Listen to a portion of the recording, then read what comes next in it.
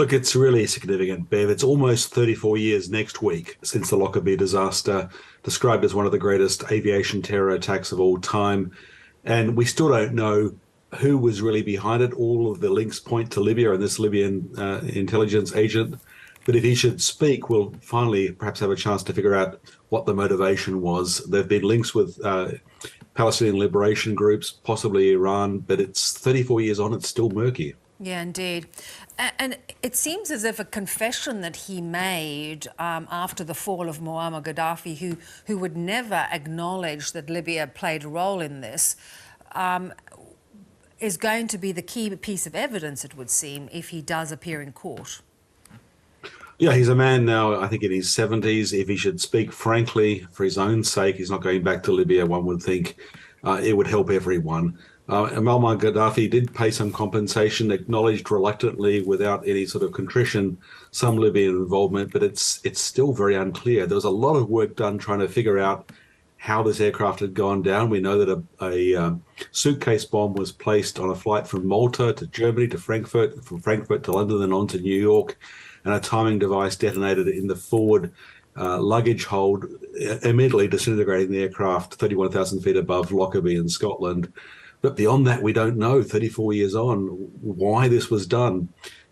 We talk about it as terrorism, but if it was a Libyan state response, a rogue state at that time, to American attacks, F-14 attacks on Libyan aircraft and Libyan ships, it's not strictly terrorism. But it's also possible that Libya was acting as an agent, a gun for hire for groups like the Palestinian Popular Liberation Front or possibly even Iran. Yeah. He's not the first person that'll be potentially tried.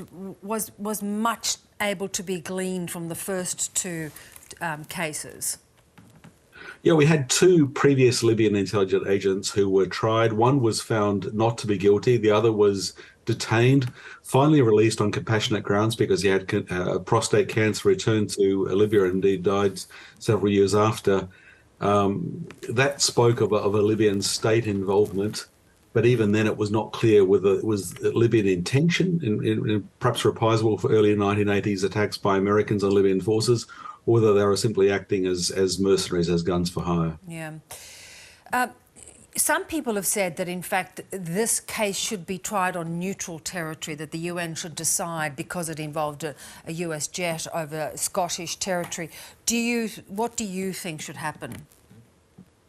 Look, I think realistically we're in the best possible situation at the moment that Massoud is going to go before a court in Washington, D.C. It's not perfect, but I think the reasonable checks and balances are in place. If he should choose to speak and if he opens up about what he allegedly was involved in, that could be helpful for everyone. But, so much hinges upon his willingness to speak. Yeah. Greg, it's interesting to reflect back at that point in time. So much has changed with regard to international flight because of incidences like this. That's right. This was a suitcase allegedly out of Malta that was unchecked, unaccompanied. As you know, nowadays, if somebody doesn't board a flight, you wait in the tarmac as the luggage is unpacked, because we figure that tracking a suitcase to a passenger, it gives some degree of security. Of course, since then, we've seen suicide bombers. So just boarding an aircraft doesn't guarantee that the passenger may not be involved in an attack. But, this was the turning point for aviation security. Before this, 34 years ago, we were pretty innocent. Since then, it's become much more serious. Greg, always good to talk. Thanks so much. Thanks, Bev.